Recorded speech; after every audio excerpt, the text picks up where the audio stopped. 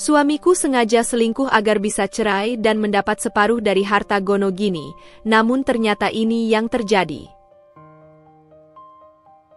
Halo Bunda, apa kabar Bunda semuanya?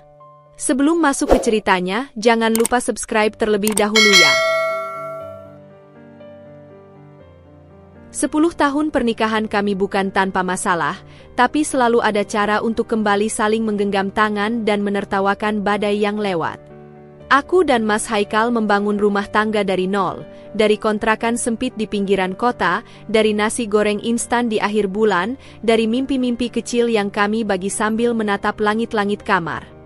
Kami pernah bersumpah akan terus berjalan bersama, apapun yang terjadi. Maka ketika dia mulai berubah, hatiku menolak percaya. Dia yang biasanya mengirim pesan setiap kali terlambat pulang, kini mulai jarang memberi kabar. Dia yang dulu mencium keningku setiap pagi sebelum berangkat kerja, mulai menggantinya dengan bisikan tergesa dan tatapan kosong. Aku berpikir mungkin dia lelah. Mungkin kantor menekannya. Aku mencoba jadi istri yang pengertian. Tapi rasa dingin itu, yang mengendap perlahan di antara kami, tak bisa terus kuabaikan. Suatu malam, Mas Haikal pulang lewat tengah malam. Tubuhnya tercium parfum asing, bukan aroma sabun yang biasa kugunakan saat mencuci bajunya. Ia masuk kamar tanpa bicara, langsung merebahkan diri di sisi ranjang, membelakangiku. Aku ingin bertanya, tapi mulutku keluh. Ada dinding tak terlihat yang kini berdiri di antara kami, dan aku takut pertanyaan yang kuucapkan justru akan membuatnya menjauh lebih jauh lagi. Setiap kali ia menghindar, aku justru menyalahkan diriku. Apakah aku terlalu cerewet? Terlalu sibuk dengan anak-anak? Terlalu lelah untuk berdandan? Aku mulai mencurigai diriku sendiri, padahal hatiku tahu, sesuatu yang jauh lebih besar sedang terjadi. Sikapnya makin berubah dari hari ke hari. Ia tak lagi menatap mataku saat bicara. Sarapan yang kubuat dengan penuh cinta hanya disentuh setengah hati. Kami masih tinggal serumah, masih tidur seranjang, tapi terasa seperti dua orang asing yang terjebak dalam peran bernama pasangan. Aku mencoba menghidupkan kembali percakapan, mengajaknya menonton film bersama, bahkan mengusulkan liburan berdua seperti dulu. Tapi jawabannya selalu sama, nanti saja, aku sibuk. Dulu, Mas Haikal selalu menyempatkan waktu untukku meski seharian rapat. Kini, bahkan saat kami duduk berdampingan, pikirannya entah mengembara kemana. Dan saat aku menatap matanya, mata yang dulu penuh cinta, aku hanya menemukan kekosongan, seolah aku tak lagi ada di sana. Yang paling menyakitkan bukanlah perubahan itu sendiri, tapi kenyataan bahwa ia seolah tak merasa perlu menjelaskan apapun. Seperti aku tak pantas diberi penjelasan, seolah aku hanya bagian kecil dari hidupnya yang kini bisa ditinggal tanpa alasan. Tapi aku tetap bertahan, dengan sabar dan penuh harap. Aku masih percaya cinta itu bisa diperbaiki, selama aku belum menyerah. Namun dalam diam, aku mulai mencatat setiap keanehan. Setiap malam yang ia habiskan di luar. Setiap alasan kerja lembur yang terdengar tak masuk akal. Aku mulai merasa seperti detektif di dalam pernikatanku sendiri, mencari bukti bahwa aku tidak gila, bahwa instingku benar, bahwa suamiku memang sedang menyimpan sesuatu. Dan saat itu, aku belum tahu bahwa perubahan ini bukan sekadar kebosanan. Bukan sekadar godaan sesaat. Tapi bagian dari rencana besar yang disusun dengan dingin, untuk menghancurkan kepercayaanku, mengikis kekuatanku, dan pada akhirnya, menyingkirkanku dari hidupnya dengan cara yang paling licik, membuatku menyerah duluan. Malam itu, hujan turun pelan-pelan, seperti mengikuti suasana hatiku yang semakin murung. Anak-anak sudah tidur, dan aku duduk di ruang tengah dengan secangkir teh yang mulai mendingin di tangan. Mas Haikal belum juga pulang, katanya ada rapat mendadak di kantor, padahal ini sudah lewat jam 9 malam. Aku mencoba menepis kekhawatiran, memutar ulang ucapan-ucapan lama dalam pikiranku, bahwa suamiku orang baik, bahwa dia hanya sibuk, bahwa aku tak boleh terlalu curiga. Tapi batin yang terus gelisah menolak untuk ditenangkan. Saat aku merapikan ruang tamu dan hendak naik ke kamar, suara getar dari ponsel Mas Haikal yang tertinggal di laci meja kerja menarik perhatianku. Ponsel itu jarang sekali lepas dari genggamannya, jadi aku sempat terkejut mendapati ia meninggalkannya. Awalnya aku ragu, itu bukan hakku menyentuh ponselnya tanpa izin. Tapi entah kenapa, ada dorongan kuat yang membuat tanganku bergerak sendiri. Getaran itu datang dari sebuah pesan. Tanpa sadar, aku membukanya.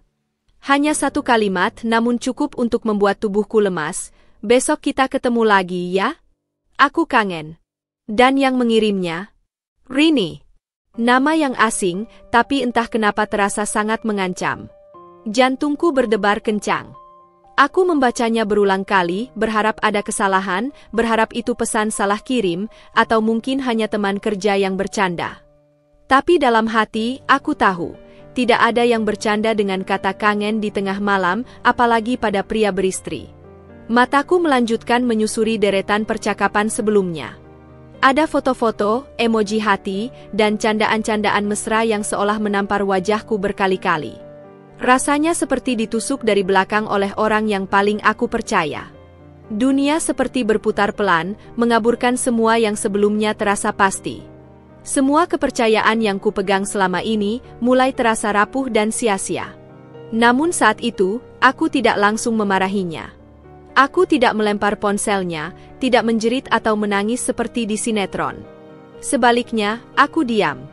Duduk di lantai, menggenggam ponselnya sambil menahan air mata yang terus mengalir tanpa suara. Aku tahu, ini belum waktunya bicara. Aku butuh waktu untuk berpikir. Untuk mengumpulkan keberanian.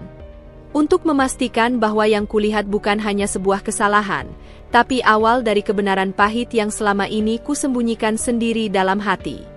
Esoknya, aku bersikap seolah tak ada yang terjadi. Kuhidangkan sarapan seperti biasa, kubantu menyiapkan jas kerjanya, bahkan kucium pipinya sebelum ia berangkat, seperti robot yang sedang memainkan peran. Tapi dalam pikiranku, satu nama terus bergema, Rini. Siapa dia? Sejak kapan mereka dekat? Apa hanya dia satu-satunya? Dan yang paling menyakitkan, mengapa Mas Haikal tak pernah jujur, padahal aku selalu ada untuknya? Hari itu, satu pesan sederhana telah membuka pintu menuju neraka yang akan kuhadapi di hari-hari berikutnya. Dan meskipun aku masih berusaha memegang kendali, aku tahu, dunia kami tak akan pernah sama lagi. Butuh waktu beberapa hari bagiku untuk mengumpulkan keberanian.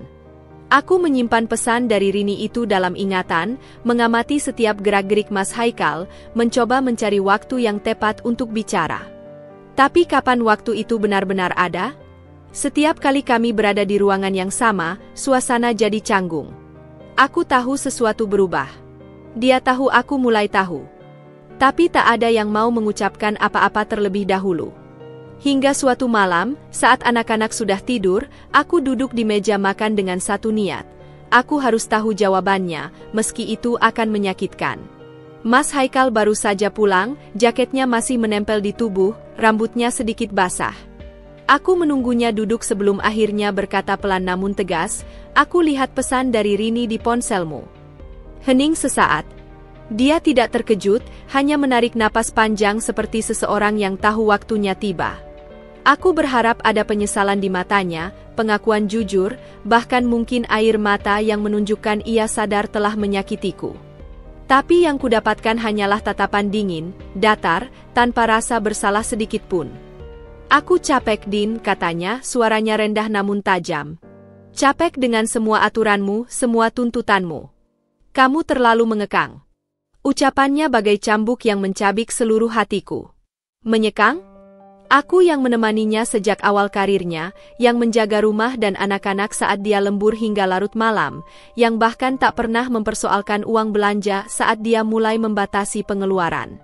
Apa itu yang disebut mengekang? Aku terpaku. Sakitnya luar biasa, seperti ditikam oleh orang yang paling kau lindungi.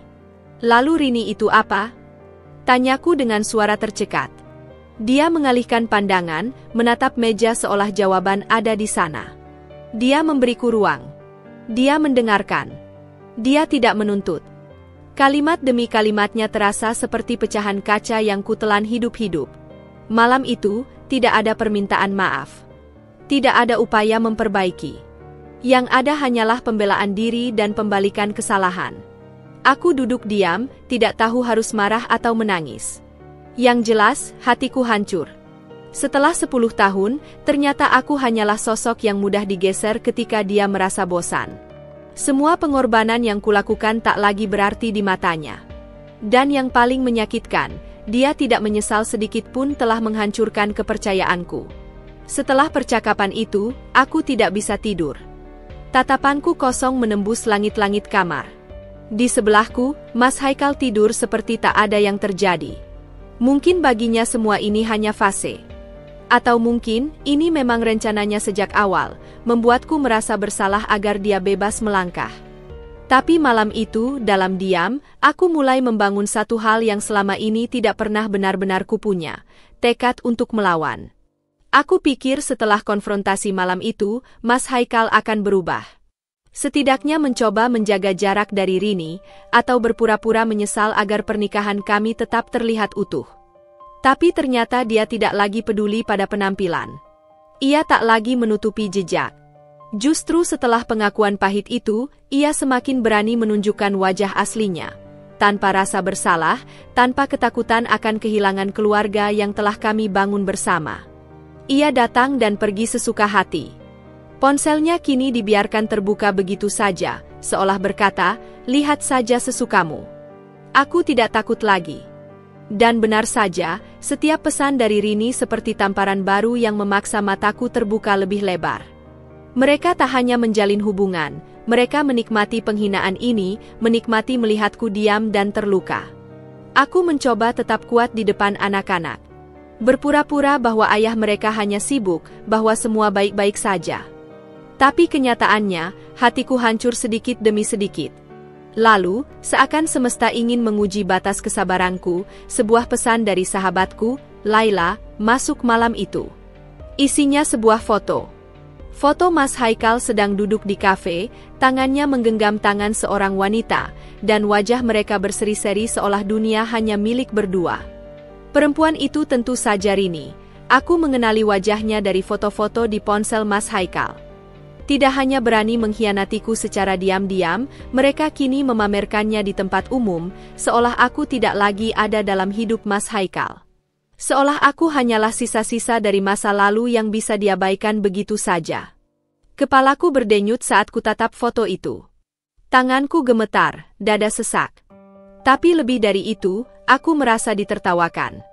Bagaimana mungkin lelaki yang pernah berlutut memintaku menjadi istrinya, kini tega menertawakanku di belakang? Aku menunggu Mas Haikal pulang malam itu dengan dada penuh amarah. Saat pintu terbuka dan dia masuk dengan wajah lelah pura-pura, aku langsung menunjukkan foto itu. "Apa ini?" tanyaku dengan suara bergetar.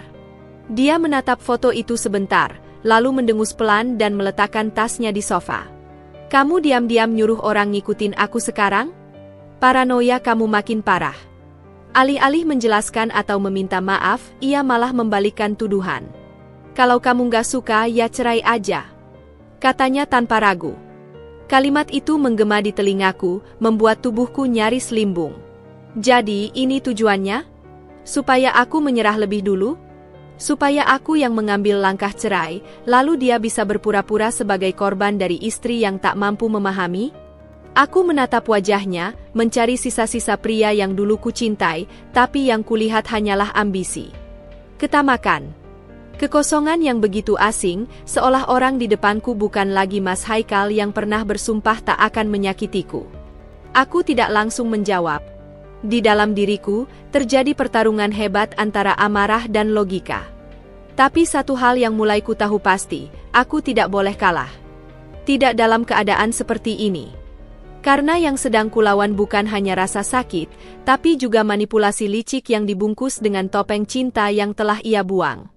Sejak malam ketika Mas Haikal mengatakan kalimat itu, "Kalau kamu nggak suka, ya cerai aja," ada sesuatu yang berubah dalam caranya memperlakukan aku. Anehnya, dia jadi lebih ramah. Tidak lagi bersikap dingin, bahkan sesekali mencoba menyapa anak-anak dengan senyum yang terlalu dibuat-buat. Ia mulai pulang tepat waktu beberapa hari, membantu mengangkat belanjaan, dan pernah satu kali membelikan kue kesukaan anak sulungku. Bagi orang luar, mungkin itu tanda penyesalan. Tapi aku tahu lebih baik. Perubahan sikapnya terlalu mendadak dan terlalu bersandiwara. Ia bukan kembali untuk memperbaiki, tapi sepertinya sedang menjalankan babak baru dari rencana yang lebih besar. Kecurigaanku makin menguat ketika suatu malam, saat kami duduk makan malam bersama dengan Canggung, Mas Haikal mulai berbicara soal rumah. Kalau misalnya kita cerai, rumah ini harus dibagi dua, kan? Soalnya ini atas nama berdua. Kalimat itu terdengar begitu ringan diucapkan, seperti membicarakan hujan yang turun atau harga sembako. Tapi bagiku, itu adalah peluru. Rumah ini bukan sekadar bangunan, tapi saksi perjuangan kami dari nol. Aku yang mengatur anggarannya, yang memilih keramik dan cat dinding, yang mengisi ruang demi ruang dengan cinta. Dan sekarang dia menyinggung pembagian seperti sedang menyiapkan transaksi bisnis. Bukan perceraian, melainkan pembagian hasil investasi. Aku menatapnya tajam malam itu, tapi ia tidak gentar. Justru ia tersenyum kecil, seolah puas dengan reaksi bingungku. Dalam diam, aku mulai mengingat kembali percakapan kami selama beberapa minggu terakhir. Semuanya seperti mulai tersambung. Ia sengaja menantangku agar aku yang minta cerai. Ia ingin keluar dari pernikahan ini dengan posisi bersih, sebagai korban dari istri yang posesif dan tidak pengertian. Dengan begitu, ia bisa menuntut haknya atas harta Gonogini tanpa harus mengaku bersalah. Dan yang lebih keji, ia bahkan sudah memperhitungkan semuanya, termasuk legalitas aset-aset kami. Di belakang wajah tenangnya, Mas Haikal telah berubah dari suami menjadi seorang oportunis. Dan dalam bayanganku, Rini pasti tahu tentang ini. Atau mungkin justru mereka menyusun rencana ini bersama. Pura-pura jadi pasangan terluka yang hanya ingin kebebasan dari istri yang keras, lalu diam-diam mengambil separuh dari semua yang telah aku perjuangkan. Namun aku bukan lagi Dinda yang dulu.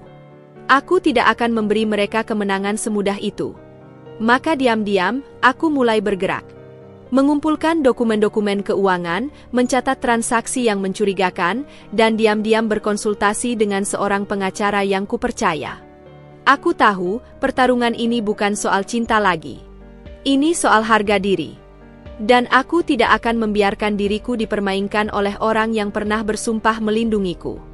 Aku tidak pernah menyangka bahwa kunci dari semua teka-teki ini akan datang dari orang yang sama sekali tak kuduga, adik Mas Haikal sendiri. Selama ini aku mengenalnya sebagai sosok pendiam, jarang ikut campur urusan rumah tangga kakaknya. Tapi entah karena kelalaian atau takdir yang memang memihakku, sebuah pesan yang seharusnya hanya ditujukan ke Mas Haikal, justru terkirim ke grup keluarga besar. Aku membacanya berkali-kali, tak percaya kata-kata sekejam itu bisa keluar dari darah dagingnya sendiri. Santai, Mas. Setelah dapat harta, kamu bisa nikah sama Rini. Dinda pasti kalah di pengadilan. Dunia seolah berhenti berputar. Tanganku gemetar saat menatap layar ponsel. Grup keluarga yang semula sunyi, mendadak ramai oleh pesan-pesan kaget dari anggota keluarga lain. Tapi tak ada satupun yang langsung menanggapi pesan itu. Semua mungkin tahu, ini adalah bukti telanjang dari sebuah konspirasi yang selama ini sengaja disembunyikan. Aku merasa seolah baru saja ditikam untuk kesekian kali, tapi kali ini luka itu membuka mataku sepenuhnya. Jadi benar, ini bukan hanya tentang cinta yang kandas, bukan hanya soal perselingkuhan. Ini adalah permainan terencana. Aku tidak hanya disakiti, tapi dijadikan alat, dijebak agar menyerah dan mereka bisa mendapatkan apa yang mereka inginkan, harta, rumah, dan kebebasan. Malam itu aku duduk sendiri di kamar, menatap foto-foto keluarga di rak kayu yang sudah mulai berdebu. Foto pernikahan, foto anak-anak saat bayi, senyum kami yang dulu tampak tulus. Tapi sekarang semua itu seperti kebohongan besar. Aku merenung dalam diam, tapi bukan dalam kesedihan, melainkan dalam pembacaan strategi. Ini bukan saatnya menangis atau berharap ia kembali. Ini adalah saatnya untuk berpikir seperti mereka, rasional, terstruktur, tanpa ampun. Jika mereka bermain kotor, maka aku akan bermain cerdas. Keesokan harinya, aku mencetak tangkapan layar dari pesan itu dan menyerahkannya ke pengacara yang sejak beberapa minggu lalu diam-diam mendampingiku. Ia terkejut dengan bukti itu, lalu menatapku dengan mata penuh simpati. Bu Dinda, ini bukan sekadar bukti perselingkuhan. Ini bisa membuktikan niat jahat, pemufakatan untuk penipuan dalam perceraian. Kalimat itu memberiku kekuatan baru. Aku tak lagi sendiri. Aku tak lagi sekadar istri yang dikhianati. Aku kini adalah pihak yang akan bertarung dengan kebenaran dan bukti di tangan. Hari-hari berikutnya kulewati dengan mata yang lebih tajam. Segala yang sebelumnya kuabaikan kini kupantau. Transfer ke rekening asing, aset-aset yang mulai dialihkan namanya, hingga komunikasi diam-diam antara Mas Haikal dan Rini. Aku bahkan menyewa seseorang untuk memverifikasi keberadaan aset yang belum tercatat. Aku ingin masuk ke pengadilan bukan dengan amarah, tapi dengan data. Bukan dengan tangisan, tapi dengan bukti konkret yang akan membuat semua topeng mereka jatuh satu persatu. Dan saat akhirnya Mas Haikal mengetahui bahwa pesan adiknya tersebar, ia panik. Tapi bukannya meminta maaf, ia malah mencoba mengelak. Itu cuma bercanda, katanya dengan senyum palsu. Tapi kali ini aku tak tertipu. Karena aku sudah melihat kebenaran yang selama ini ia tutupi rapat-rapat. Dan dari titik ini, tidak akan ada jalan kembali.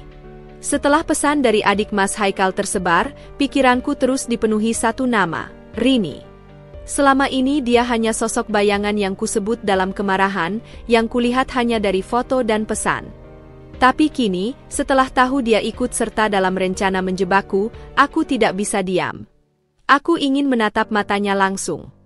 Aku ingin tahu seberapa jauh ia rela menjual harga dirinya untuk jadi bagian dari permainan kotor ini. Apakah dia benar-benar mencintai Mas Haikal, atau sekadar rakus seperti lelaki itu? Dengan sedikit usaha, aku bisa melacak tempat kerja Rini. Seorang kenalan yang bekerja di perusahaan supplier kosmetik membenarkan bahwa Rini bekerja sebagai marketing di sana. Aku datang ke tempat itu dengan kepala tegak, mengenakan pakaian terbaikku, bukan untuk pamer, tapi agar ia tahu aku bukan istri yang bisa diremehkan. Saat aku menyebut namanya di resepsionis, ekspresi sang petugas langsung berubah canggung. Beberapa menit kemudian, Rini muncul dengan senyum tipis yang segera memudar saat ia melihatku. Kami akhirnya duduk berhadapan di sebuah kafe kecil tak jauh dari kantornya. Ia sempat mencoba bersikap anggun, memainkan rambutnya, dan pura-pura tenang. Tapi aku bisa merasakan ketegangannya. "Jadi kamu istri sahnya?" Tanyanya dengan nada mengejek. Aku hanya menatap lurus ke matanya dan menjawab, "Ya. Istri yang kamu dan Mas Haikal coba jebak demi harta." Dia tertawa kecil, tapi tawa itu terdengar palsu, seperti cangkang yang rapuh menutupi rasa takut. "Dia lebih cinta padaku," katanya, "kamu cuma ATM-nya." Kalimat itu membuat darahku mendidih, tapi aku tidak memberinya kepuasan melihatku marah. Aku hanya tersenyum dingin. "ATM yang membiayai hidupmu selama ini, Rini. Makan malammu, jalan-jalanmu, dan bahkan hadiah ulang tahunmu. Semua dari uang yang aku kelola. Jadi, siapa sebenarnya yang dimanfaatkan di sini?" Kali ini tawanya terhenti. Dia menatapku dengan sorot mata yang mulai ragu. Mungkin dia baru sadar bahwa dirinya bukan ratu dalam kisah ini, tapi pion yang sedang dipakai. Aku mengeluarkan selembar foto dari tasku, foto Mas Haikal bersama wanita lain, bukan aku, bukan Rini. Foto yang kutemukan beberapa hari sebelumnya saat menyelidiki aktivitas keuangannya. Saat Rini melihat gambar itu, matanya melebar. "Siapa dia?" gumamnya. Aku menatapnya tajam, sepertinya Mas Haikal butuh lebih dari satu pelarian. "Mungkin kamu juga cuma bagian dari rencananya. Sama seperti aku." Seketika wajah Rini berubah pucat. Mulutnya terbuka, tapi tak ada kata yang keluar. Ia terpaku menatap fotonya sendiri yang kini seolah jadi potret kebodohan. Pertemuanku dengan Rini hari itu bukan sekadar konfrontasi. Itu adalah pembuktian bahwa aku sudah tidak takut lagi. Aku tahu siapa musuhku, dan aku tahu kelemahannya. Mereka pikir aku akan hancur. Tapi yang tidak mereka tahu, luka yang tak membunuh, akan membuatku semakin kuat. Aku tinggalkan Rini di kafe itu dalam diam. Tak perlu teriakan atau air mata.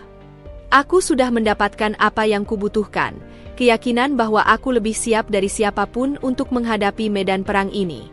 Karena sekarang, aku tak lagi berjalan dengan hati yang remuk, tapi dengan kepala yang dingin dan rencana yang matang. Setelah pertemuanku dengan Rini, tak ada lagi keraguan di hatiku. Semua kepingan teka-teki sudah terkumpul. Rini bukan hanya perebut, dia adalah bidak dalam permainan yang lebih besar, permainan yang disusun rapi oleh Mas Haikal. Tapi yang membuatku muak adalah bahwa mereka tak pernah benar-benar saling mencintai. Hubungan mereka dibangun di atas keserakahan dan tipu daya. Dan di tengah semua itu, aku dijadikan alat. Aku yang membanting tulang membangun rumah tangga ini, kini hendak disingkirkan begitu saja, dengan cara paling licik yang bisa dilakukan seorang suami. Namun aku tak akan menyerah. Aku bukan wanita lemah yang akan menangis dan meminta belas kasihan. Tidak lagi. Hari itu, aku kumpulkan semua dokumen, slip gaji, catatan pembelian aset, bukti kepemilikan rumah, bahkan kwitansi pembayaran utang Mas Haikal yang selama ini aku tanggung. Semuanya kupindai, kuklasifikasikan, dan kubuat dalam satu berkas besar yang kubawa ke kantor pengacara yang telah menemaniku sejak awal. Saya tidak ingin hanya bercerai, kataku mantap. Saya ingin keadilan. Saya ingin dia membayar semuanya. Pengacaraku mengangguk, lalu menyusun strategi. Kami sepakat mengajukan gugatan dengan bukti perselingkuhan, penipuan niat dalam perceraian, serta manipulasi aset. Tapi yang paling penting, kami mengantongi percakapan dari ponsel Rini, yang diam-diam ia kirimkan padaku lewat email sehari setelah pertemuan kami. Ternyata, setelah melihat foto Mas Haikal bersama wanita lain, Rini sadar bahwa ia pun korban. Dalam kemarahannya, ia mengirim rekaman suara Mas Haikal yang membujuknya berakting sebagai pasangan kekasih agar aku merasa cukup tertekan untuk menggugat cerai lebih dulu. Biar dia yang capek, katanya dalam rekaman. Kalau dia duluan yang minta, kita bisa main bersih. Aku memutar rekaman itu berulang-ulang malam harinya. Setiap kata Mas Haikal membakar luka lama yang belum sembuh, tapi anehnya, membakar semangat juga. Aku tahu aku sedang menghadapi pria yang tak lagi punya hati. Tapi justru karena itulah aku tak boleh ragu. Perang ini bukan hanya soal harta. Ini tentang harga diriku yang telah diinjak-injak. Tentang martabat sebagai seorang istri, sebagai ibu, dan sebagai perempuan yang selama ini dianggap lemah karena terlalu diam. Hari demi hari kulalui dengan persiapan. Aku tak pernah sekalipun menyinggung soal pengadilan di hadapan anak-anak. Mereka tak perlu tahu bahwa orang tua mereka akan saling serang di ruang sidang. Tapi ketika Mas Haikal bersikap manis, berpura-pura hangat dan perhatian, aku balas dengan senyum dingin. Bukan karena aku percaya lagi, tapi karena aku sedang menunggu waktu yang tepat untuk menjatuhkan satu-satunya senjata terakhirnya, topeng palsu itu. Dan akhirnya, surat gugatan pun resmi dikirimkan. Ketika ia menerimanya, wajahnya berubah seketika. Matanya sempat mencari-cari alasan, tapi aku hanya menatapnya tanpa rasa. Kamu pikir aku akan terus diam? Aku tahu semua permainanmu, Haikal. Dan kali ini, aku yang akan mengakhiri semuanya. Hari pertama di pengadilan dimulai dengan segala kecanggungan yang aku coba sembunyikan. Pengacara kami telah siap dengan segala bukti yang ada, dan aku tahu ini adalah langkah pertama untuk membuktikan siapa yang sebenarnya berdiri di pihak kebenaran. Mas Haikal duduk di kursinya dengan wajah datar, seolah ia benar-benar merasa tak ada yang perlu dikhawatirkan. Namun, aku bisa melihat ketegangan di matanya.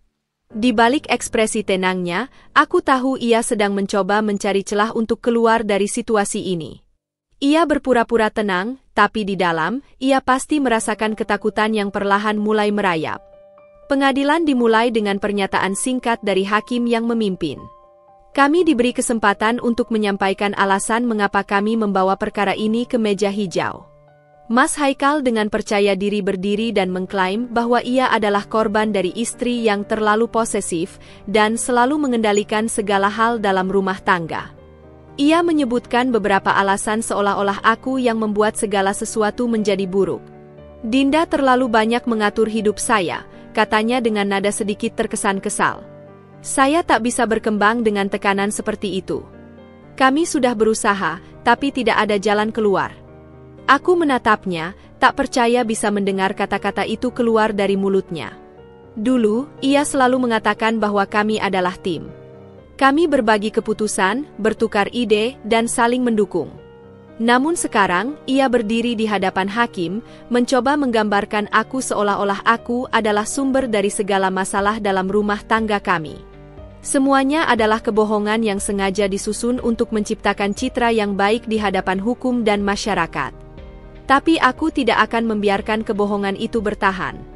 Aku tidak akan membiarkan Mas Haikal dan semua orang yang terlibat dalam permainannya menang begitu saja. Giliran aku berdiri.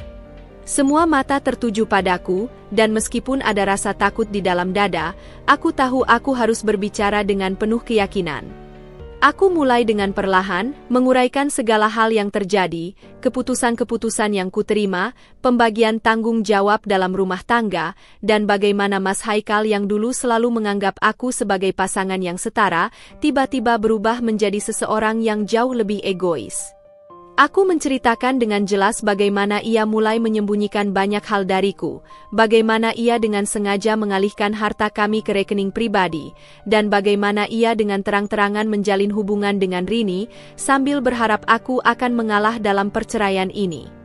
Aku tak menyebutkan semua bukti di awal, tapi satu persatu, pengacara kami mulai menampilkan bukti-bukti kuat yang mengguncang pernyataan Mas Haikal. Pengacara kami mengajukan bukti transfer uang yang dilakukan Mas Haikal ke rekening Rini, bukti percakapan yang menyebutkan niatnya untuk mendapatkan harta jika cerai, dan bahkan rekaman suara Rini yang mengungkapkan bahwa hubungan mereka hanyalah bagian dari sebuah rencana untuk menjebakku. Mas Haikal mulai terlihat lebih gelisah. Wajahnya memucat, dan tangan yang tadinya terlihat yakin kini mulai gemetar. Ia mencoba berbicara, mencoba membantah, tapi kata-katanya justru semakin menunjukkan betapa rapuh posisinya. Itu semua tidak benar, katanya, saya tidak pernah berniat begitu. Semua itu hanya salah paham. Namun, semakin ia mencoba menyangkal, semakin banyak bukti yang mengarah pada kebohongan besar yang ia buat. Hakim memandangnya dengan tatapan tajam, seakan ia tahu apa yang sedang ia coba sembunyikan. Aku merasa ada sedikit kelegaan, meskipun pertempuran ini masih jauh dari selesai. Namun satu hal yang aku pelajari dari sesi pertama pengadilan ini adalah bahwa aku tak lagi takut. Mas Haikal bukanlah sosok yang harus ditakuti. Ia adalah seorang pria yang tak berani menghadapi konsekuensi dari perbuatannya. Hari itu, meskipun kami belum mendapatkan keputusan akhir, aku tahu satu hal pasti. Aku tidak lagi menjadi pihak yang kalah. Semua yang terjadi, semua pengkhianatan dan kebohongan, telah mulai terungkap. Ini adalah langkah pertama menuju keadilan, dan aku siap untuk terus maju. Setelah beberapa minggu berlalu, angin tak berpihak pada Mas Haikal. Dalam persidangan yang semakin menekan, semua bukti yang kami ajukan mulai membongkar kebohongannya satu persatu. Ia mencoba bertahan dengan alasan yang semakin tidak masuk akal, tapi setiap argumennya kian rapuh. Hakim mulai meragukan kejujurannya. Namun, meskipun dia berada dalam posisi yang semakin terjepit, Mas Haikal tidak pernah menunjukkan tanda-tanda akan menyerah. Aku tahu, di dalam dirinya, ia masih berusaha mencari jalan keluar. Tapi, saat itulah, sebuah kejutan besar datang, dan aku merasa seluruh dunia berhenti sejenak. Rini, wanita yang selama ini ku benci karena peran besarnya dalam pengkhianatan ini, tiba-tiba menghubungiku. Awalnya, aku menduga bahwa ini hanya salah satu permainan liciknya. Mungkin dia ingin membicarakan tentang bagaimana ia bisa melarikan diri dari semua ini. Tapi, ternyata, percakapan yang kami lakukan justru mengubah segalanya. Saat aku mengangkat teleponnya, suara Rini terdengar gemetar, berbeda dari sebelumnya yang selalu penuh percaya diri dan ketus.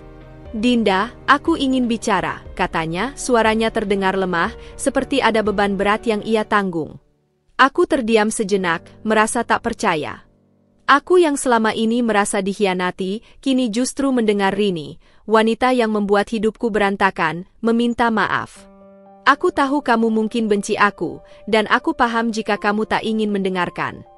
Tapi aku minta kamu untuk memberi aku kesempatan bicara. Setelah pertemuan kita kala itu, aku sempat menyelidiki dan mengingat apa saja yang Mas Haikal pernah katakan atau perbuat, dan ternyata benar apa katamu. Bahkan aku mengetahui lebih rencananya. Mendengar kalimat itu, hatiku bergejolak. Rini, yang dulu mengejekku dan berusaha merusak pernikahanku, sekarang justru mengaku salah? Apa maksudmu? Tanyaku dengan suara rendah, mencoba menahan rasa marah yang mulai kembali membuncah. Rini terdiam sejenak sebelum melanjutkan, sekarang aku tahu aku cuma diperalat. Mas Haikal, dulu dia berjanji akan memberiku segalanya. Rumah, uang, kehidupan yang lebih baik, jika aku membantunya. Tapi aku tidak menanggapinya kala itu, Dinda. Yang terpenting aku bisa bersama Mas Haikal. Tapi aku baru sadar, Dinda. Dia tidak mencintaiku. Dia cuma memanfaatkan aku untuk tujuan jahatnya, sama seperti yang dia lakukan padamu. Aku tak bisa menahan diri untuk tidak merasa terkejut. Rini, yang selama ini tampak begitu percaya diri, kini membuka matanya akan kenyataan yang sama sekali berbeda. Ia menceritakan bagaimana Mas Haikal memanipulasinya dengan janji-janji manis tentang masa depan, sama seperti yang ia lakukan padaku dulu. Semua itu hanya untuk mendapatkan apa yang dia inginkan, harta. Dia melanjutkan, aku marah pada diriku sendiri karena aku sudah jadi bagian dari rencana kotor itu. Tapi yang paling membuatku merasa bodoh adalah saat aku tahu dia juga bermain dengan wanita lain di luar aku. Aku hanya satu dari banyak wanita yang ia permainkan, Dinda. Tiba-tiba, semuanya mulai terasa lebih jelas. Rini, yang selama ini kukira sebagai pihak yang paling jahat, ternyata juga hanya seorang wanita yang terperangkap dalam tipu daya Mas Haikal. Ada sisi lain dari cerita ini yang tak pernah aku duga, dan kini semuanya terbuka. Jadi, apa yang kamu ingin lakukan sekarang? Tanyaku, mencoba menahan segala emosi yang ingin meledak. Aku ingin membantumu, Dinda, jawabnya dengan suara yang terdengar lebih tulus. Aku ingin jadi saksi. Aku ingin kamu tahu bahwa apa yang dia lakukan bukan hanya pada dirimu, tapi juga pada aku dan semua orang yang pernah dekat dengannya. Aku akan menceritakan semuanya di pengadilan. Aku tahu aku tidak bisa menghapus kesalahanku, tapi setidaknya aku bisa membantu kamu mendapatkan keadilan. Kata-katanya seperti angin segar yang menghempas semua kebingunganku. Aku tak menyangka Rini akan berbalik arah dan memilih untuk mendukungku. Tapi, meskipun hatiku masih dipenuhi luka karena pengkhianatan ini, aku tahu ini adalah kesempatan yang tak boleh disia-siakan. Rini bukan lagi musuh, melainkan seorang saksi yang bisa mengubah jalannya persidangan. Dan aku harus memanfaatkannya sebaik mungkin. Ketika akhirnya Rini bersaksi di pengadilan, suasana berubah drastis. Dia menceritakan semua yang ia tahu tentang hubungan Mas Haikal, dan betapa besarnya manipulasi yang ia lakukan untuk memisahkan kami. Dia menceritakan tentang perjanjian-perjanjian rahasia dan janji-janji kosong yang diberikan oleh Mas Haikal. Dalam penjelasannya, Rini tak hanya mengungkapkan sisi gelap Mas Haikal, tapi juga mengakui bahwa dirinya sendiri merasa telah disesatkan. Semua bukti yang kami miliki, ditambah kesaksiannya, membuat pengadilan semakin jelas melihat siapa yang sebenarnya bersalah. Namun, yang paling mengejutkan adalah pengakuannya tentang perasaan yang kini ia rasakan. Rini, yang dulu tampak begitu percaya diri, kini berdiri dengan kepala tertunduk meminta maaf. Saya minta maaf pada Dinda. Saya tak tahu saya bisa jatuh begitu dalam permainan ini. Tapi saya harap, suatu saat nanti, Anda bisa memaafkan saya. Aku hanya terdiam. Meskipun rasa sakit itu masih ada, aku tahu bahwa dalam hidup ini, kadang orang harus belajar dari kesalahan mereka. Setelah pernyataan mengejutkan dari Rini, yang mengungkapkan segala kejahatan Mas Haikal, semuanya mulai berubah. Di luar ruang pengadilan, aku merasa sedikit lega, meskipun masih ada rasa sakit yang sulit hilang. Namun, hal yang lebih penting adalah bahwa Mas Haikal kini tak bisa lagi berpura-pura. Bukti-bukti yang ada, ditambah dengan kesaksian Rini yang berbalik mendukungku, membuatnya semakin terjepit. Perlahan-lahan, dunia yang selama ini ia bangun, dunia di mana ia merasa tak terkalahkan dan bisa memiliki semuanya, mulai runtuh. Karma, yang selama ini hanya terdengar seperti kata-kata kosong, kini datang menghampiri. Segera setelah persidangan itu, kehidupan Mas Haikal berubah drastis. Perusahaan tempatnya bekerja, yang sebelumnya selalu membanggakan dirinya sebagai salah satu eksekutif terbaik, mulai mendapatkan kabar tentang skandal yang terungkap. Berita tentang perselingkuhannya, rencananya untuk mencuri harta, dan manipulasi yang dilakukan terhadap aku dan Rini tersebar dengan cepat. Rekan-rekan kerjanya yang dulu mengaguminya, kini mulai menjauh. Tidak ada lagi rasa hormat, hanya sindiran-sindiran halus yang mulai terdengar di setiap pertemuan. Suatu hari, aku mendengar kabar bahwa perusahaan tempat Mas Haikal bekerja memutuskan hubungan kerjanya. Aku tak bisa menahan rasa senang yang mengalir begitu saja dalam dadaku. Aku tahu ini bukan akhir dari segala sesuatunya, tapi ini adalah hukuman yang ia terima. Ia bukan lagi seorang pria yang dihormati. Ia bukan lagi orang yang dulu selalu terlihat percaya diri di kantor, berpakaian rapi dan selalu memimpin rapat dengan penuh keyakinan. Kini, ia hanyalah pria yang dikelilingi oleh rasa malu yang tak bisa ia hindari. Teman-teman dekatnya mulai menjauh. Mereka, yang selama ini tak tahu apa yang terjadi di balik layar, akhirnya mengetahui sisi gelapnya. Ternyata, tak ada yang benar-benar setia pada Mas Haikal. Mereka hanya mengikuti penampilan luar yang ia buat, seorang pria sukses yang tampak sempurna. Tapi sekarang, mereka tahu siapa dia sebenarnya, seorang pria yang bisa menghancurkan orang lain demi kepentingannya sendiri. Semua topeng yang ia kenakan akhirnya jatuh, dan ia harus menghadapi kenyataan bahwa tak ada lagi yang ingin berada di sisinya. Kehidupannya semakin terpuruk. Tanpa pekerjaan tetap dan tanpa teman-teman yang bisa diandalkan, Mas Haikal mulai merasa kehilangan arah. Aku mendengar dari beberapa sumber bahwa ia mulai berusaha mencari pekerjaan baru, tapi setiap usahanya selalu berakhir dengan kegagalan. Ia yang dulu merasa tak terkalahkan kini hanya bisa termenung, menyadari bahwa karma tak mengenal belas kasihan. Rini, yang awalnya ia anggap sebagai tiket menuju kebahagiaan baru, juga mulai menjauh. Ternyata, hubungan mereka tidak bertahan lama. Rini memilih untuk pergi setelah mengetahui bahwa Mas Haikal ternyata memiliki wanita lain di luar dirinya. Kecewa dan marah, Rini akhirnya meninggalkan Mas Haikal tanpa ada kesempatan untuk memperbaiki hubungan mereka. Ia menyadari bahwa ia hanya dimanfaatkan. Di sisi lain, hidupku mulai berbalik. Semua usaha yang kutanamkan selama ini, meskipun sulit dan penuh perjuangan, mulai membuahkan hasil. Setelah memenangkan sebagian besar hak harta, aku bisa mulai hidup dengan lebih tenang. Usahaku untuk membuka bisnis kecil mulai menunjukkan perkembangan yang menggembirakan. Dengan semangat yang tak pernah padam, aku mulai menyusun ulang hidupku, tanpa Mas Haikal, tanpa kekosongan yang dulu selalu menyakitkan. Aku memutuskan untuk tidak hanya bertahan, tapi berkembang. Aku tak akan lagi menjadi wanita yang hanya duduk diam menunggu perubahan. Kini aku adalah wanita yang berani mengambil kendali atas hidupku. Namun, meski kehidupan baruku mulai berjalan dengan lebih lancar, aku tetap tak bisa menghapus sepenuhnya rasa sakit yang ada. Mas Haikal mungkin sudah kehilangan segalanya, tapi aku tahu bahwa bukan hanya dia yang terluka dalam perjalanan ini. Kami berdua, dalam cara yang berbeda, telah membayar harga yang sangat mahal untuk mendapatkan keadilan. Karma memang datang lebih lambat, namun ia datang dengan pasti, dan kadang cara kerjanya begitu perlahan dan tak terduga.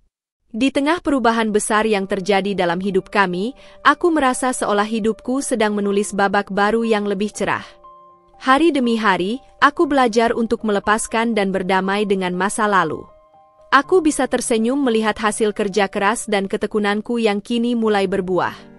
Anak-anakku, meskipun awalnya sedikit bingung dengan perubahan ini, mulai melihat aku sebagai ibu yang lebih kuat, lebih tegas, dan lebih bahagia. Mereka melihat bagaimana aku bisa tetap teguh meski dunia seolah runtuh di hadapan kami. Tapi yang paling kuinginkan, yang paling aku syukuri, adalah kebebasan. Kebebasan dari perasaan terbelenggu dalam hubungan yang penuh kebohongan. Kebebasan untuk menjadi diriku sendiri tanpa harus hidup dalam bayang-bayang pengkhianatan. Dan aku tahu, untuk itu, karma datang bukan hanya untuk menghukum Mas Haikal, tetapi juga untuk membebaskan aku dari jerat yang pernah mengikatku. Hari yang aku nantikan akhirnya tiba. Setelah berbulan-bulan berjuang, menggali bukti, dan melewati segala tekanan yang datang dari pihak Mas Haikal, pengadilan yang menentukan akhirnya sampai pada keputusan akhir. Hari itu, meskipun aku berusaha tetap tenang, rasanya dunia seakan berhenti sejenak. Begitu banyak yang telah kulalui, begitu banyak pengorbanan yang telah aku lakukan untuk bisa berdiri di sini. Mas Haikal, yang dulu selalu tampak begitu yakin bisa mendapatkan apa yang dia inginkan, kini duduk di kursi pengadilan dengan wajah yang suram. Ia tak lagi tampak seperti pria yang memiliki segalanya. Bahkan dari sorot matanya, aku bisa melihat ketegangan dan kekhawatiran yang begitu nyata. Sidang dimulai dengan suara hakim yang memerintahkan untuk membuka seluruh berkas perkara. Aku duduk di kursiku, mencoba menenangkan diri, meskipun hati ini berdebar begitu kencang. Inilah saatnya untuk menunjukkan bahwa segala pengkhianatan yang Mas Haikal lakukan tak akan dibiarkan begitu saja. Aku telah melalui begitu banyak rintangan untuk sampai ke titik ini, dan hari ini, aku akan melihat bagaimana keadilan berpihak. Hakim membuka sidang dengan memberi kesempatan pada pengacara kami untuk menyampaikan argumennya. Pengacara kami, dengan penuh keyakinan, memaparkan bukti-bukti yang kami kumpulkan. Transfer uang yang dilakukan Mas Haikal ke rekening Rini, rekaman percakapan yang mengungkapkan rencana liciknya untuk menjebakku, dan tentu saja, kesaksian Rini yang kini telah berbalik untuk mendukungku. Semua bukti itu disampaikan dengan jelas dan terstruktur. Kami tidak hanya berbicara tentang pengkhianatan Mas Haikal, tetapi juga tentang cara dia berusaha mengelabui semua orang, bahkan keluarga kami, demi keuntungan pribadi. Ia mencoba menghancurkan aku dan keluargaku untuk mendapatkan harta yang bukan haknya. Aku tidak tahu harus merasa lega atau cemas saat itu. Semua bukti itu terasa seperti kemenangan kecil, tapi aku tahu, semua itu hanya bagian dari perjuangan yang lebih besar. Dan saat giliran Mas Haikal untuk memberikan pembelaan, aku tahu dia akan mencoba membantah segalanya, seperti yang selalu dilakukannya. Itu semua tidak benar, katanya dengan suara serak. Semua bukti itu hanya kebetulan. Saya tidak pernah berniat begitu. Saya bukan orang jahat.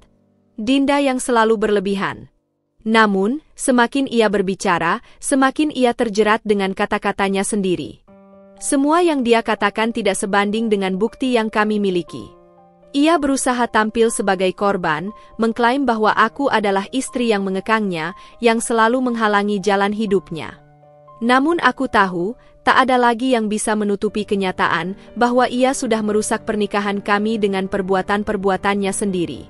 Semua yang ia lakukan bukanlah hasil dari kekuranganku, melainkan hasil dari keserakahan dan pengkhianatannya sendiri. Setelah pernyataan pembelaannya, hakim meminta waktu untuk mempertimbangkan semua yang telah disampaikan. Ruang sidang itu terasa begitu sunyi. Semua orang menunggu dengan cemas, termasuk aku. Aku bisa merasakan ketegangan di udara, meskipun aku tahu keputusan ini sudah hampir pasti. Tetapi meskipun aku merasa yakin, rasa cemas itu tetap ada. Aku tahu, jika hakim memutuskan untuk berpihak pada Mas Haikal, aku akan kehilangan lebih dari sekadar harta. Aku akan kehilangan rasa keadilan yang aku perjuangkan. Akhirnya, hakim kembali ke ruang sidang setelah beberapa waktu. Semua mata tertuju padanya. Ia membuka mulutnya, dan aku merasa waktu seperti berjalan begitu lambat. Berdasarkan bukti yang telah diajukan, termasuk kesaksian yang diberikan oleh saksi, serta bukti-bukti yang menunjukkan adanya upaya manipulasi dalam pembagian harta, pengadilan memutuskan bahwa saudari Dinda berhak atas 85% dari harta yang ada, sementara saudara Haikal hanya berhak menerima sisanya yaitu sebesar 15%. Suara hakim terdengar begitu jelas, dan seketika itu pula dunia seolah berubah. Aku mendengar beberapa bisik-bisik di sekitar ruang sidang, tapi aku hanya bisa terdiam. Rasanya seperti mimpi. Aku telah menang. Aku mendapatkan hakku, dan lebih dari itu, aku mendapatkan keadilan. Aku menatap Mas Haikal yang kini tampak seperti orang yang habis kehilangan segalanya. Wajahnya pucat, matanya kosong, dan seketika itu juga, aku merasa sedikit kasihan padanya. Namun, perasaan itu segera hilang. Ia telah memilih jalan hidupnya, dan kini ia harus membayar harga yang sangat mahal. Ketika sidang berakhir, pengacara kami memberikan senyum kemenangan, dan aku hanya bisa menghela napas panjang. Kami berjalan keluar dari ruang pengadilan, dan meskipun banyak orang yang menatap, aku merasa tak terganggu. Aku merasa lebih ringan, seolah beban yang sudah lama mengikatku akhirnya terangkat. Kami masih memiliki perjuangan lebih di depan untuk menyelesaikan proses perceraian ini, namun satu hal sudah pasti. aku telah memenangkan pertempuran terbesar dalam hidupku. Perasaan lega itu bukan hanya karena kemenangan ini, tetapi juga karena aku merasa telah membuktikan sesuatu yang lebih penting dari sekadar materi. Aku telah membuktikan bahwa aku bisa berdiri tegak meskipun dunia berusaha menjatuhkanku. Aku telah membuktikan bahwa tak ada yang bisa mengalahkan ketulusan dan kejujuran, bahkan ketika dihadapkan dengan keserakahan dan kebohongan. Sesampainya di rumah, aku duduk sejenak, mencoba mencerna semua yang terjadi.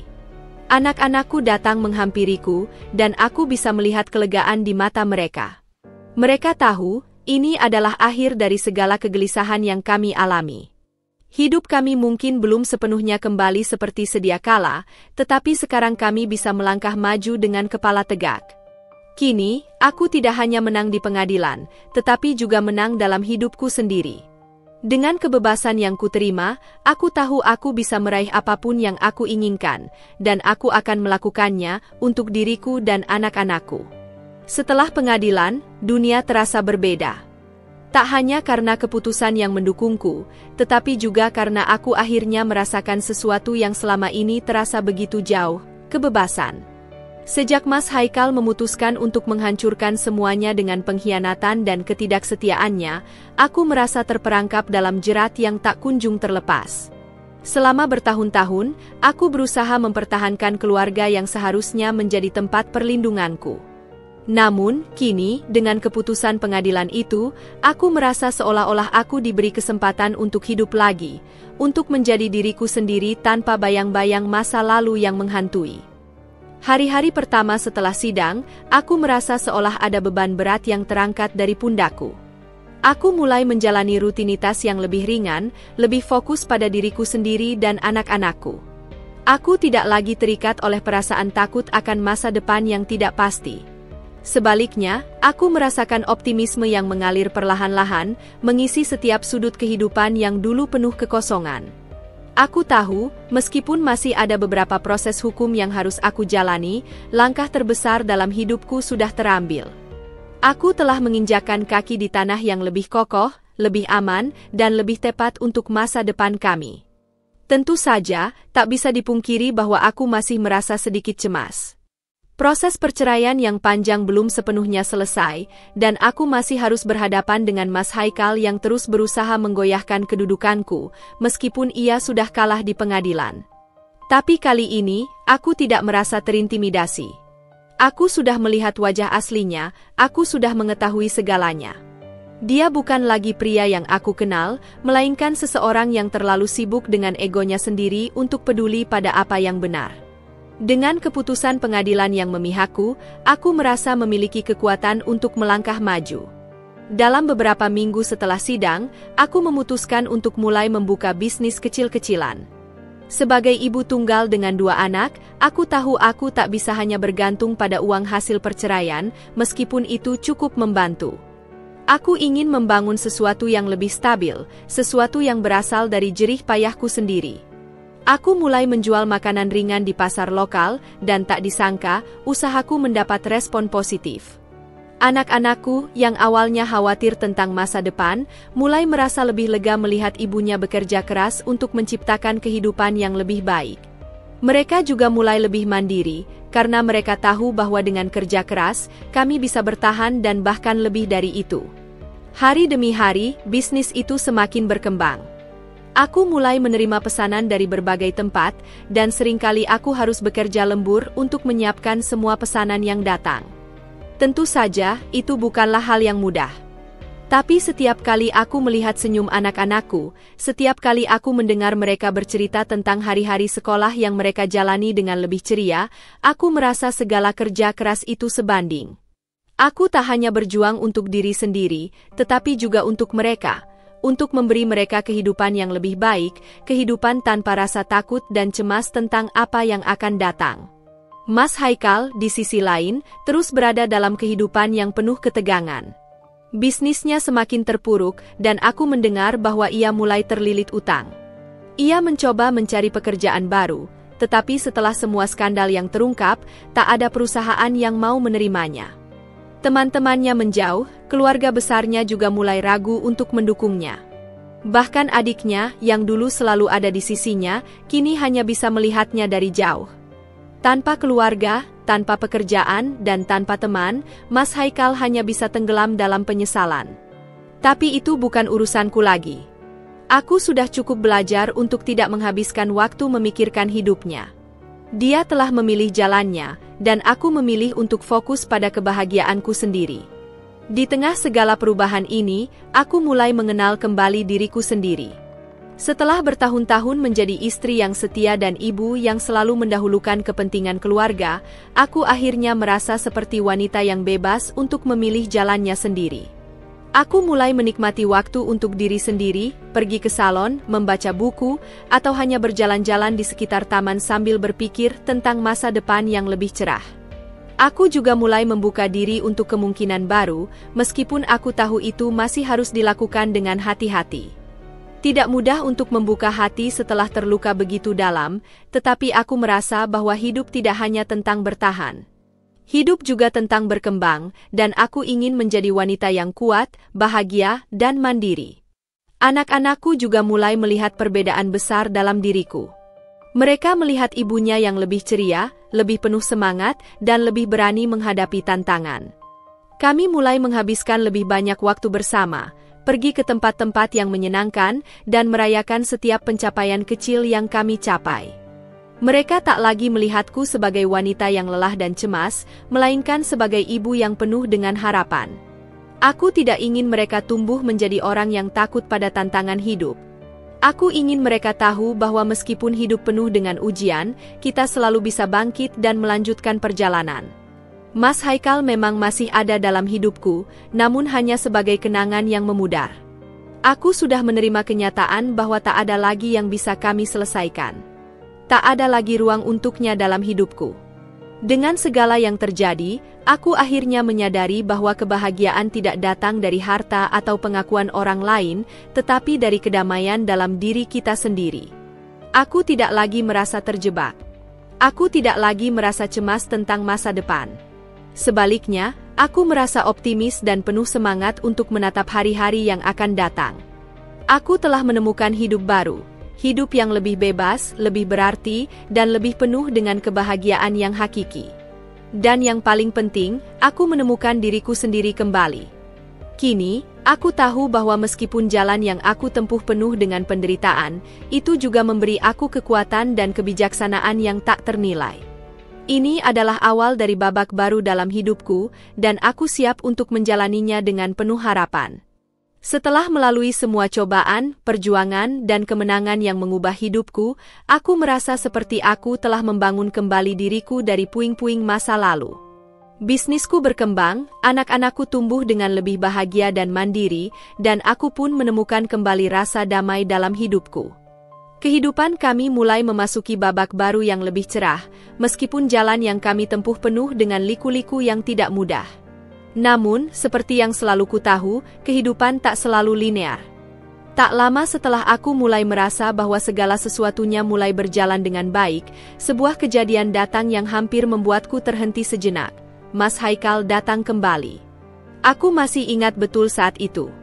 Hari itu, aku sedang duduk di ruang tamu, menyiapkan beberapa pesanan untuk bisnis makanan ringanku, ketika pintu depan tiba-tiba diketuk.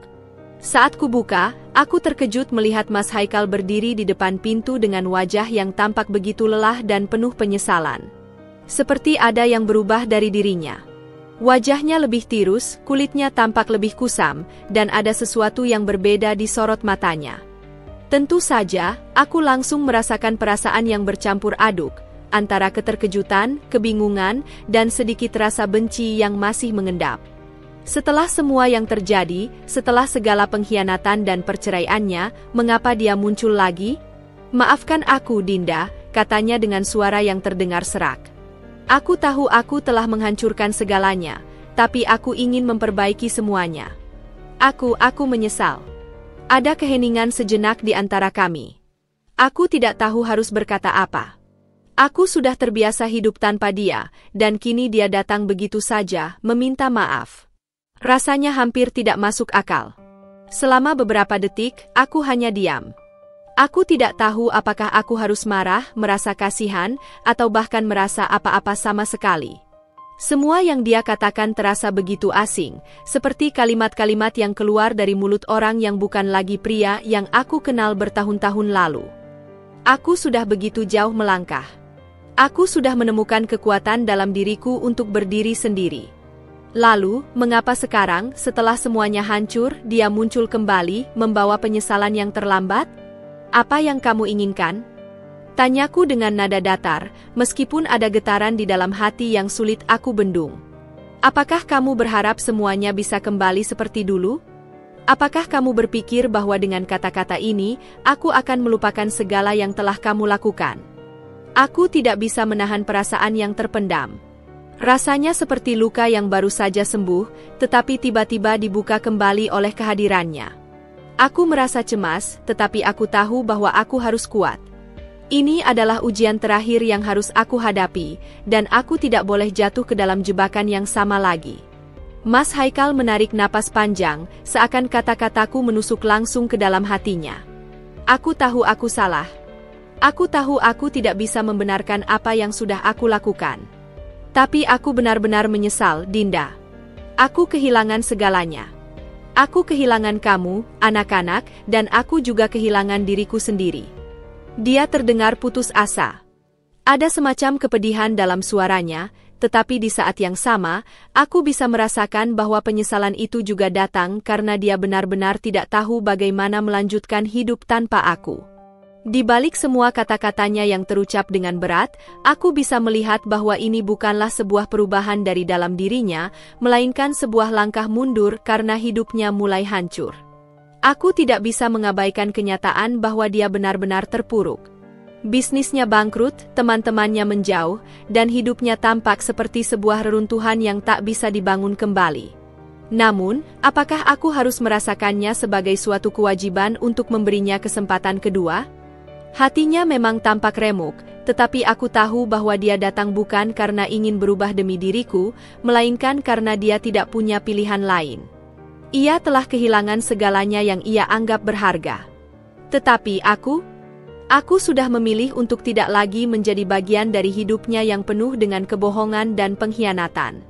Aku menatapnya dalam-dalam. Mas, aku tahu hidupmu sulit. Tapi aku sudah cukup melihatmu jatuh dan berdiri hanya untuk menghancurkan semuanya lagi. Aku sudah terlalu lama hidup dalam kebohonganmu. Sekarang, aku harus memikirkan anak-anak dan masa depan kami. Aku tidak bisa membiarkan diriku kembali ke dalam pusaran itu. Aku menghela napas, merasakan kelegaan sedikit demi sedikit. Ini adalah keputusan yang sulit, tetapi aku tahu aku tidak bisa lagi memberi ruang untuk seseorang yang telah merusak hidup kami. Dia menundukkan kepala, tampak lelah dan putus asa. Aku tahu kamu benar, Dinda. Aku tak bisa memaksa kamu untuk memberi aku kesempatan. Tapi, aku hanya ingin kamu tahu, jika ada yang bisa aku lakukan untuk memperbaiki semuanya, aku akan melakukannya. Aku hanya ingin kamu tahu, aku menyesal. Kata-katanya penuh dengan penyesalan, tetapi aku tahu, meskipun begitu, aku sudah terlewat jauh dari siapa dia yang dulu. Aku tidak lagi melihat pria itu sebagai suamiku, melainkan sebagai seseorang yang pernah mengkhianatiku, dan yang kini harus menghadapi konsekuensinya. Aku tidak bisa hidup di masa lalu, Mas, jawabku dengan suara lebih tenang, namun penuh kekuatan. Aku telah belajar banyak dari kesalahan kita. Aku berhak memilih kebahagiaanku sendiri, dan itu tidak akan termasuk kamu lagi. Aku menunduk, melihat anak-anakku yang kini mulai menghampiriku, mencari perhatian dan perlindungan. Itu mengingatkanku pada hal yang lebih penting, mereka. Mereka adalah masa depanku, dan aku tak bisa merusaknya dengan membuka pintu untuk Mas Haikal kembali. Mas Haikal menatapku dengan penuh kesedihan. Tanpa kata-kata lagi, ia berbalik dan pergi, meninggalkan aku dan anak-anakku dalam ketenangan yang baru kami temukan. Aku tahu, ini adalah keputusan yang tepat, meskipun hatiku sedikit terasa pedih. Tapi aku juga tahu, bahwa langkah ini adalah untuk kebaikanku, untuk kebaikan anak-anakku, dan untuk masa depan yang lebih baik. Setelah pertemuan terakhir dengan Mas Haikal, hidupku berjalan dengan lebih tenang, meskipun bayang-bayangnya masih kadang datang menghantui di saat-saat tertentu. Dia memang telah pergi, tetapi dampak dari semua yang telah terjadi tidak serta-merta menghilang. Namun, aku merasa lebih kuat, lebih siap menghadapi apapun yang akan datang. Aku tahu bahwa aku telah membuat keputusan yang tepat. Aku memilih untuk melepaskan diri dari masa lalu dan membangun masa depan yang lebih baik, bukan hanya untukku, tetapi juga untuk anak-anak. Sementara aku berusaha untuk terus maju, Mas Haikal, di sisi lain, justru semakin tenggelam dalam kekalahan dan penyesalan. Setelah pertemuan itu, hidupnya semakin suram. Bisnisnya yang dulu begitu berkembang kini tak lagi memiliki arah. Keputusan-keputusan buruk yang dia buat bertahun-tahun lalu mulai menghantuinya. Mas Haikal tak hanya kehilangan aku, tetapi juga karir dan reputasinya. Setiap kali aku mendengar kabar darinya, meskipun jarang, semuanya selalu buruk. Perusahaannya yang dulu besar akhirnya terpaksa gulung tikar. Utang-utang yang menumpuk tak bisa dia bayar, dan teman-temannya mulai menjauh satu persatu. Tidak ada lagi orang yang bersedia mendukungnya. Bahkan adiknya, yang dulu selalu ada di belakangnya, kini enggan untuk menolongnya. Aku tahu, di dalam dirinya, ada rasa kesepian yang tak terlukiskan. Dia yang dulu selalu merasa superior, merasa bisa mengendalikan segala hal, kini terjatuh begitu dalam. Tidak ada yang bisa mengangkatnya. Mas Haikal yang dulu begitu percaya diri, kini tak lebih dari bayang-bayang dari pria yang pernah aku cintai. Dia hidup dalam penyesalan, dan semua itu tampaknya semakin menggerogoti dirinya. Aku bisa merasakannya meskipun kami tidak lagi berkomunikasi. Ada sesuatu yang begitu jelas dalam kehidupannya. Dia telah merusak segalanya, dan kini, dia harus menghadapi kenyataan pahit itu sendirian. Semakin lama, kehidupan Mas Haikal semakin mundur ke dalam kehancuran. Utangnya semakin menumpuk, dan tak ada lagi jalan keluar. Perusahaannya yang dulu besar kini menjadi kenangan pahit. Bisnis yang pernah dia banggakan kini hanya tinggal nama. Dia mencoba mencari pekerjaan di beberapa tempat, tetapi reputasinya yang tercemar akibat skandal dan pengkhianatannya membuatnya sulit diterima dimanapun. Setiap usaha yang dia lakukan selalu berujung pada kegagalan. Bahkan ketika dia mencoba membuka bisnis baru dengan modal pinjaman, bisnis itu pun segera jatuh, hanya dalam hitungan bulan. Aku mendengar dari beberapa teman bahwa dia kini sering terlihat di jalanan, berjalan dengan langkah terhuyung-huyung, seakan tak lagi memiliki arah dalam hidup. Mungkin dia tidak pernah membayangkan hidupnya akan berakhir seperti ini. Mas Haikal yang dulu penuh ambisi dan keinginan untuk memiliki segalanya, kini tak lebih dari pria yang kehilangan segalanya. Keputusannya untuk berselingkuh dan menghancurkan pernikahan kami dengan harapan mendapatkan harta gonogini kini terasa seperti kutukan baginya. Di sisi lain, aku tidak lagi merasakan empati yang sama seperti dulu. Aku telah melewati banyak proses penyembuhan. Aku telah belajar untuk memaafkan, tetapi aku tidak akan pernah melupakan apa yang telah dia lakukan. Setiap kali aku mendengar tentang kesulitan yang dia alami, aku merasa bahwa itu adalah hasil dari pilihannya sendiri.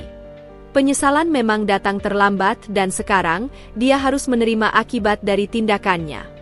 Hidupnya yang hancur adalah cermin dari segala keputusan buruk yang telah dia buat. Tidak ada lagi ruang untuknya dalam hidupku. Dalam beberapa kesempatan, aku mendengar bahwa dia mulai mengalami depresi. Hidupnya yang dulu penuh dengan kemewahan dan pengakuan kini tinggal bayangan.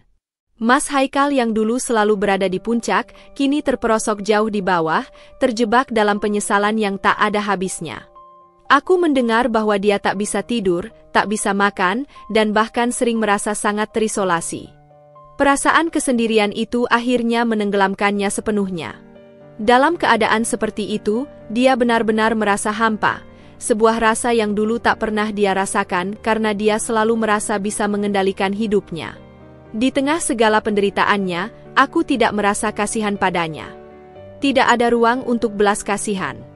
Aku telah menutup lembaran itu dan mulai membuka halaman baru dalam hidupku. Melihatnya terpuruk dalam penyesalan justru membuatku semakin yakin bahwa aku telah mengambil jalan yang benar. Aku telah memilih untuk bangkit, untuk menata hidupku kembali. Dan Mas Haikal? Dia harus menanggung akibat dari segala perbuatannya sendiri. Karma selalu datang dengan cara yang tak terduga, dan bagi Mas Haikal, itu datang dalam bentuk kehancuran yang sangat menyakitkan. Hari-hari berlalu, dan aku semakin menyadari bahwa aku tidak membutuhkan dia dalam hidupku. Aku sudah menemukan kedamaian dan kebahagiaan dalam diri sendiri. Aku telah belajar bahwa kebahagiaan sejati datang dari dalam, bukan dari orang lain atau kekayaan.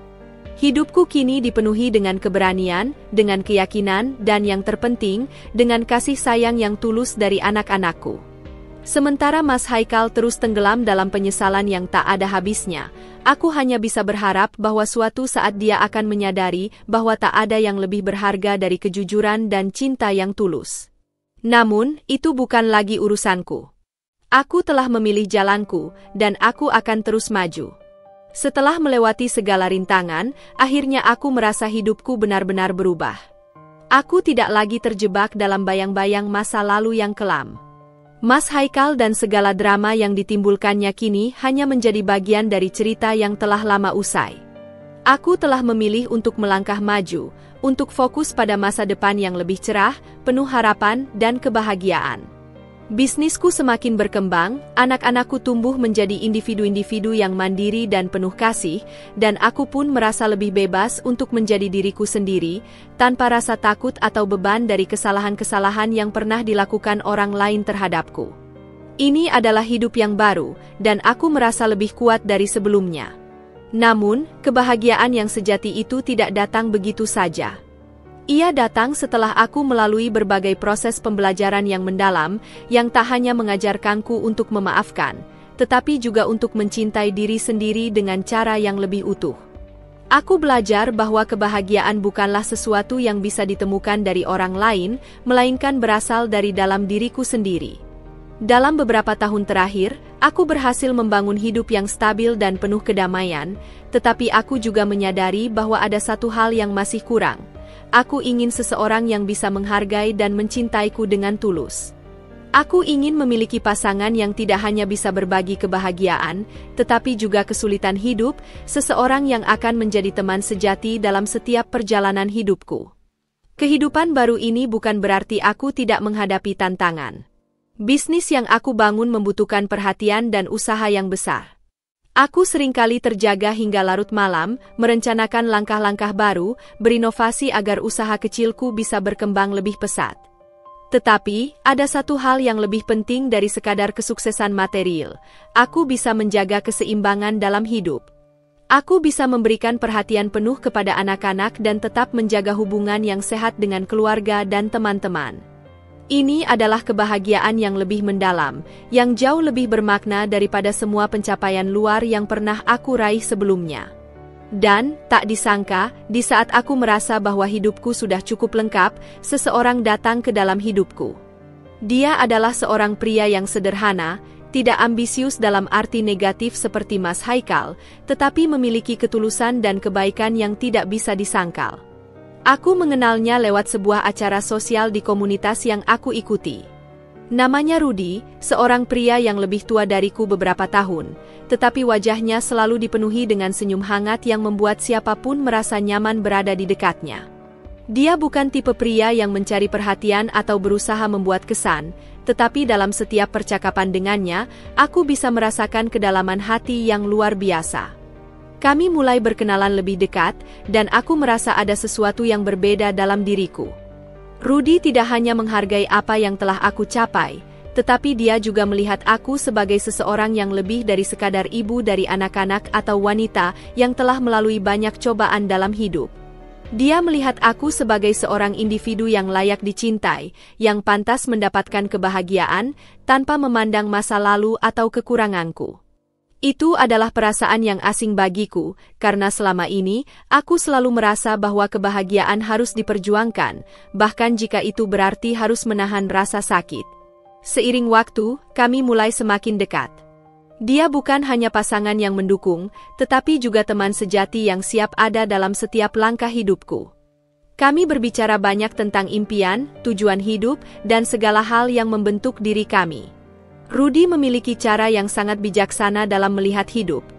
Dia mengajarkanku untuk tidak terlalu keras pada diri sendiri, untuk memberikan ruang bagi kegagalan, karena setiap kegagalan adalah pelajaran yang berharga.